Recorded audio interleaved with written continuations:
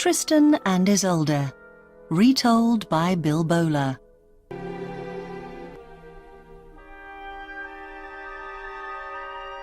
Chapter 1. Tristan meets Isolde.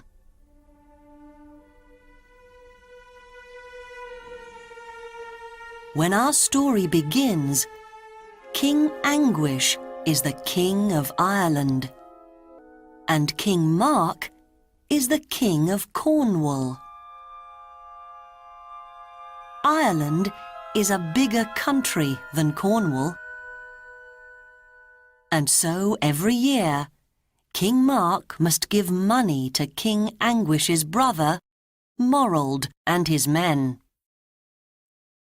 One year, King Mark is late with the money. Morold is angry when he comes to Cornwall for it. "The money for my brother is late," he says. "So this year, you must pay more." Tristan, King Mark's nephew, is angry with Morold. "You must fight me," he says. "before you can take the money."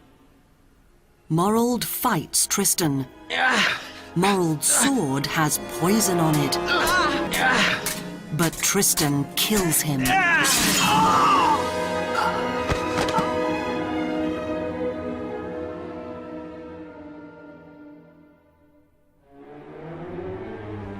Morold's men take his dead body home.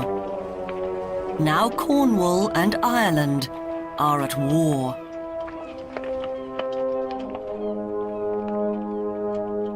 Tristan's wound does not get better. His servant, Curvenal, puts him in a boat, and they go to look for help.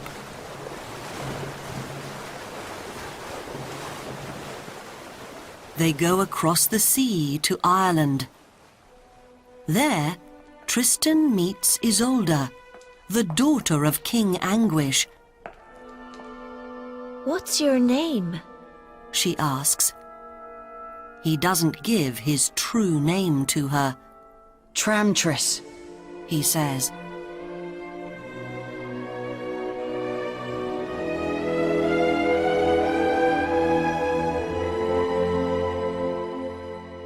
When Isolde sees Tristan's wound, she wants to help him. "Drink this," she says, and she gives him a potion. With her potions, Isolde makes Tristan better. At the same time, they fall in love.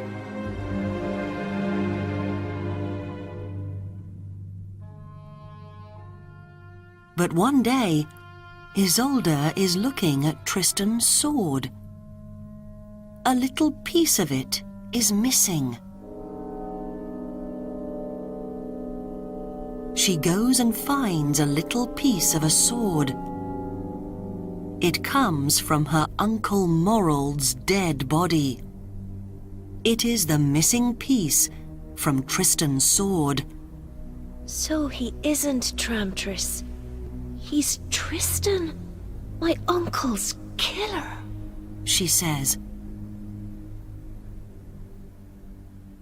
At first, Isolde is angry. She wants to kill Tristan, but she's in love with him, so she says nothing to her father. After some time, Tristan goes back to Cornwall. There he tells King Mark all about Isolde. "She's beautiful," he says. King Mark wants peace with Ireland. "Tristan," he says, "I must marry Isolde. Go back to Ireland and bring her to me."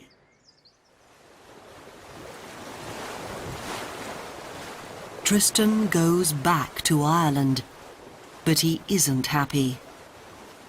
Peace with Ireland is important, but Tristan loves Isolde, and he wants to marry her. He doesn't want to get Isolde for his uncle.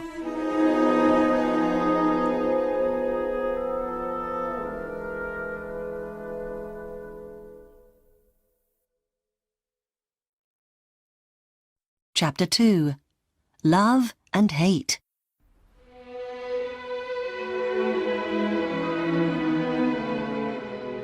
In Ireland, King Anguish listens to the message of peace from King Mark. And so, my uncle wants to marry Isolde, Says Tristan in the end. King Anguish thinks carefully about King Mark's message. Then he says, You're right. Take Isolde to King Mark. When they marry, our two countries can be at peace. Isolde doesn't want to marry King Mark, but she is a good daughter.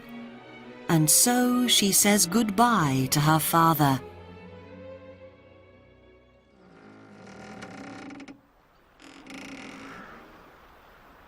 That afternoon, Isolde goes sadly onto Tristan's ship with her maid, Brangwain.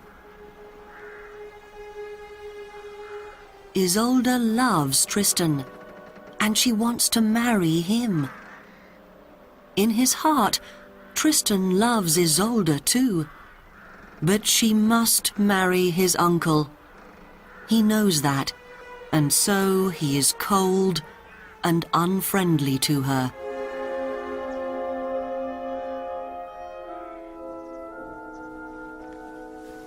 When the ship is out at sea, Isolde tells Brangwain, Bring my potions to me. the potions come from Isolde's mother. Brangwain brings them at once. Isolde takes 2 bottles from the box. This bottle with a heart is a love potion. She tells Brangwain. I must drink it when I marry King Mark. And this black bottle is poison. Poison? Says Brangwain. She is afraid. Tristan doesn't love me now. Isolde says angrily. He's taking me to Cornwall, and there I must marry his uncle. She gives the black bottle to Brangwain. Put this in a cup for Tristan. I want to kill him. She says.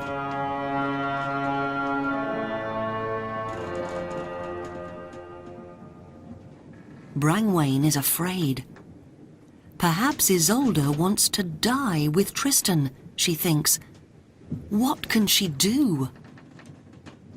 Tristan comes and speaks to Isolde. Thank you for looking after me in Ireland. He says. I don't understand. She answers. Why are you cold and unfriendly with me now? I'm sorry, Says Tristan. but you must marry my uncle. So our old love is impossible. I hate you. Says Isolde angrily. Then kill me.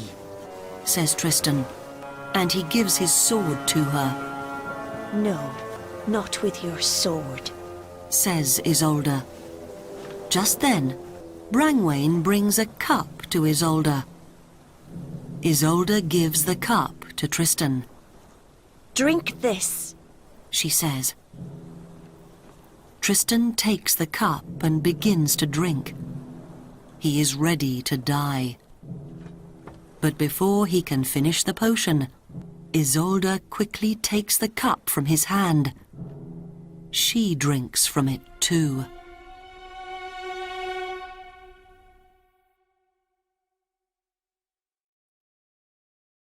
Chapter 3. Isolde's Wedding. Suddenly, Tristan and Isolde's hearts are full of love again. I love you. Says Isolde. And I love you too. Says Tristan. They kiss. What's happening? Asks Isolde. It's the work of the love potion, and not the poison, my lady, says Brangwain. I'm sorry. Don't be sorry, Brangwain. Smiles Isolde. I feel happy because my heart is full of true love for Tristan again. Cornwall! We're arriving in Cornwall! Cries Curvenal. Tristan and Isolde can see King Mark's castle up on the hill. Oh no, Tristan. What can we do? Cries Isolde. Now I must marry your uncle.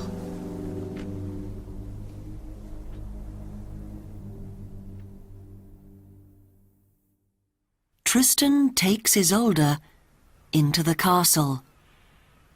Welcome to Cornwall, Isolde. Says King Mark. Tristan, you bring my new wife across the sea from Ireland to me. Thank you, my nephew. Tristan looks at Isolde and their eyes meet. They feel bad.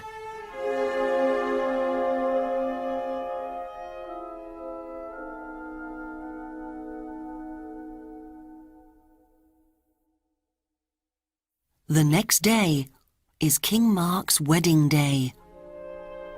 Isolde marries the king, but in her heart, she doesn't love him. She loves Tristan.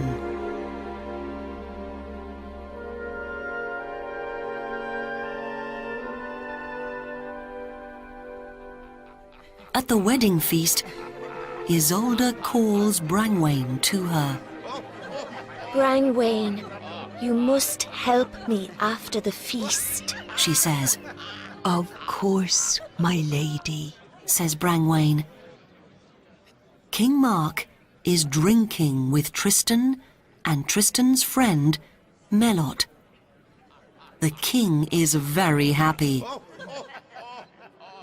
Later, King Mark and his new wife, Isolde, leave the wedding feast. Good night, Tristan. Good night, my good friends. Says the king. Good night, Tristan. Says Isolde quietly. King Mark and Isolde go to the king's room. Brangwain goes with them. In the king's room, Isolde gets ready for bed. Brangwain, Says Isolde. put out the torches for us. Yes, my lady. Says Brangwain. In the dark, Brangwain goes to the king's bed. And Isolde leaves the king's room.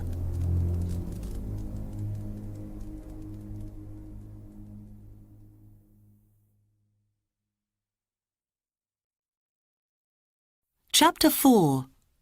Melot is not a true friend. Tristan is a good singer, and he plays the harp well. All the ladies in King Mark's castle like him a lot.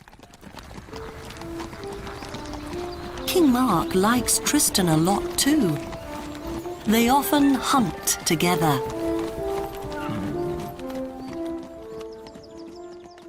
At the castle, Melot is Tristan's best friend. But Melot is not a true friend. He is jealous of Tristan, Everyone loves Tristan, he thinks. but I don't. I hate him.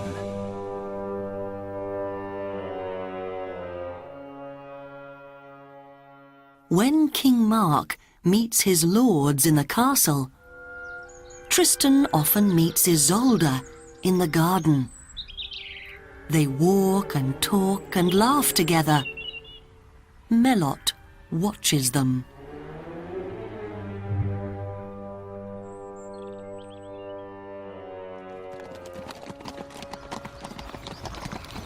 When King Mark is hunting, Tristan often meets Isolde in the castle.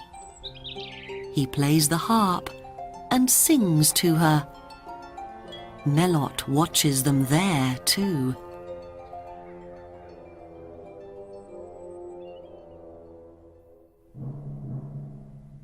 After some time, Melot goes to the king. Be careful, King Mark. Tristan and Isolde are in love.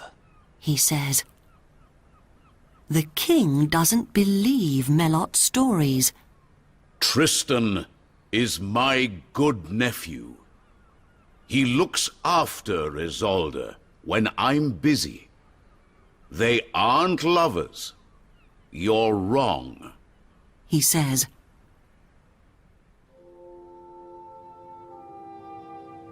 One evening, Melot is in the garden near Isolde's room.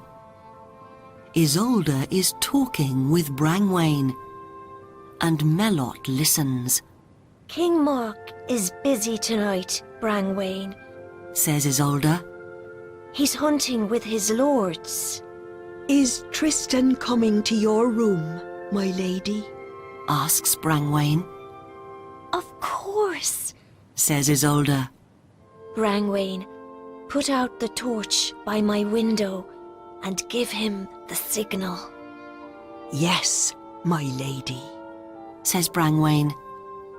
She goes and takes the torch from Isolde's window. At the same time, Tristan is looking out of the window in his room.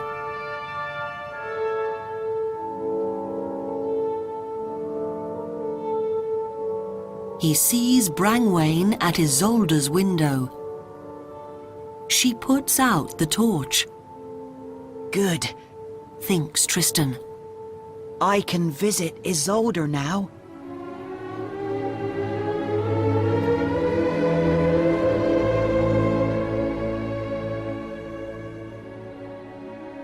Tristan goes quickly to Isolde.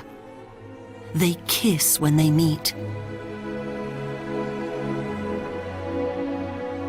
Melot sees Tristan and Isolde together. He watches their kiss. I must tell the king about this. He thinks.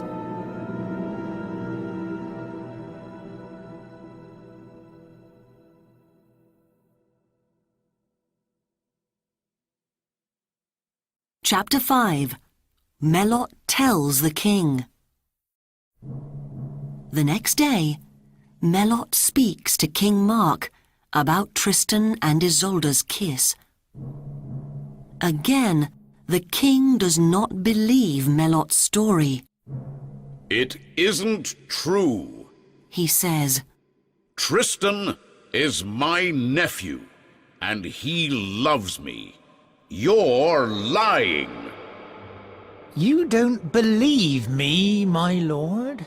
I can see. He says. So, shall we test your nephew? Test Tristan? Says King Mark. Yes, my lord. Says Melot, and he tells his plan to the king.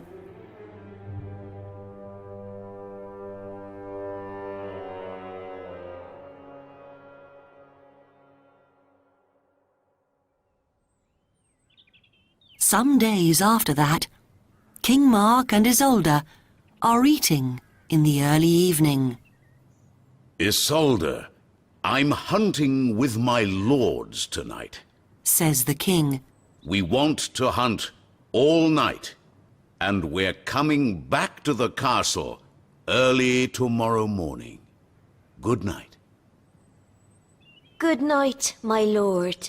Says Isolde, and she kisses the king.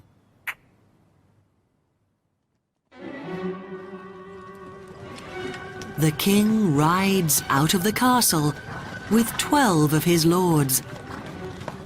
Melot is riding next to him.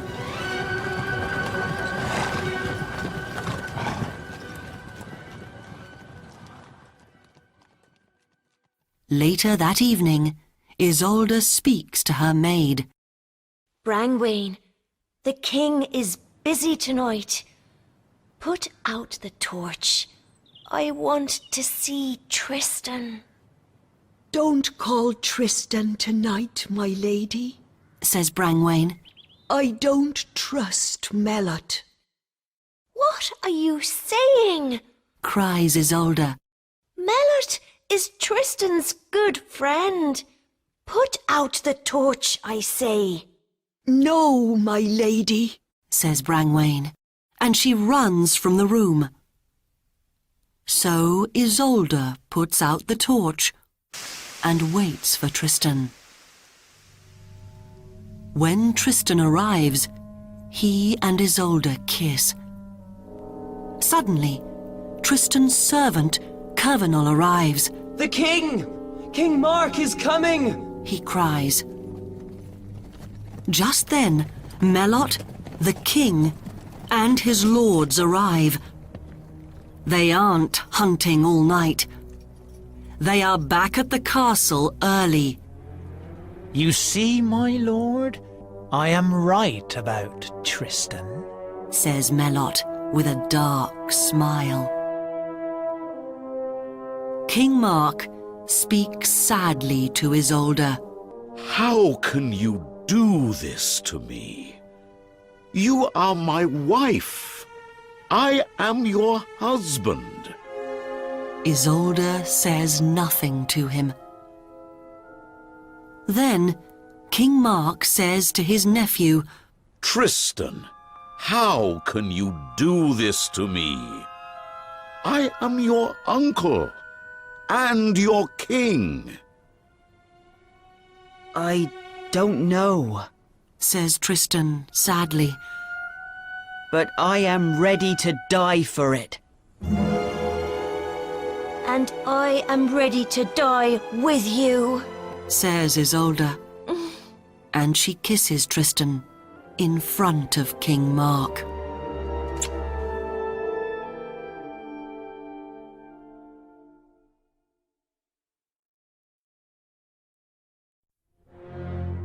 Chapter 6.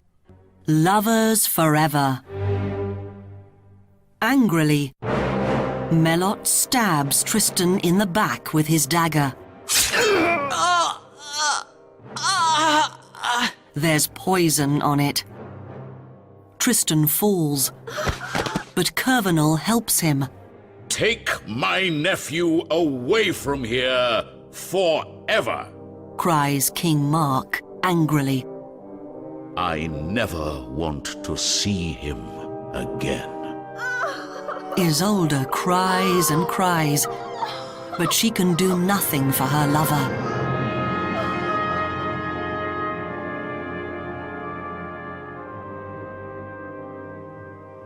Curvenal takes Tristan away in his ship. After some time, they arrive in Brittany. There, the daughter of King Howell of Brittany looks after Tristan. Her name is Blanche.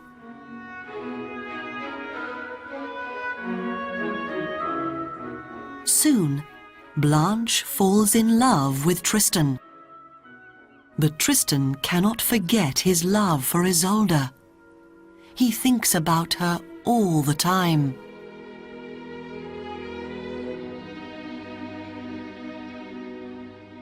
After many months, the wound from Melot's dagger does not get better.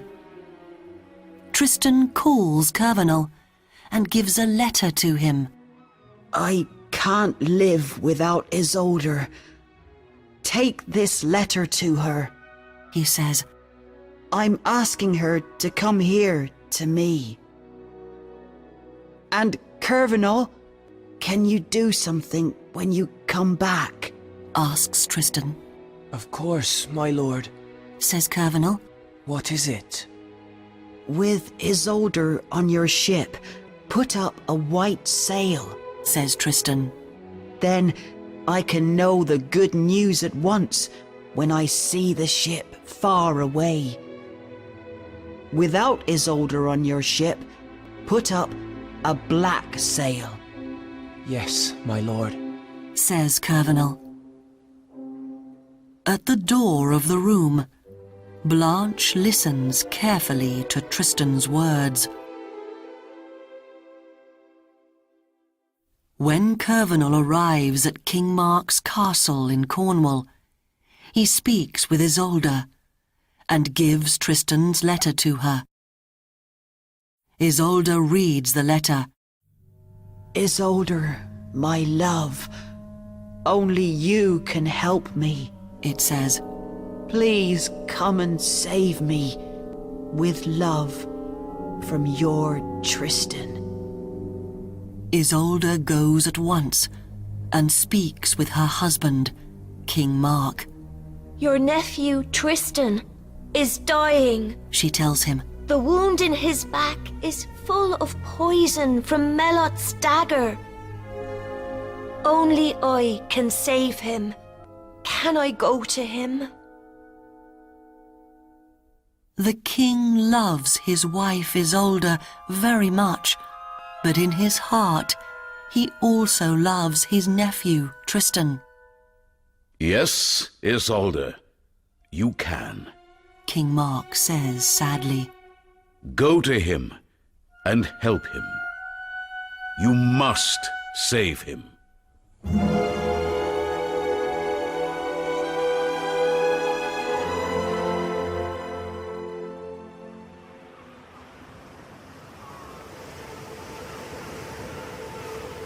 Some days later, Curvenal's ship arrives in Brittany. A shepherd on the hill, near King Howell's castle, sees it and cries, A ship! A ship! In his room in the castle, Tristan hears the shepherd's cry. He is very ill, and he can't get up from his bed. Go to the window. He tells Blanche. What can you see? Blanche goes to the window and looks out. I can see a ship, She says. and it's coming nearer and nearer. Are the sails white or black? Tristan asks her. Blanche remembers Tristan's words to Curvenal. She sees the white sails on Curvenal's ship, but she is jealous of Tristan's love for Isolde. The sails are black. She lies. Oh no! I can't believe it! She isn't coming! Cries Tristan. Suddenly, he sits up in bed, puts his hand to his heart, and dies. Blanche runs from the room, afraid. Just then, Isolde arrives with Curvenal and Brangwain. She sits on Tristan's bed and takes him in her arms. But he is dead, and she cannot save him now. With a cry, Isolde's heart breaks, and her dead body falls next to Tristan's.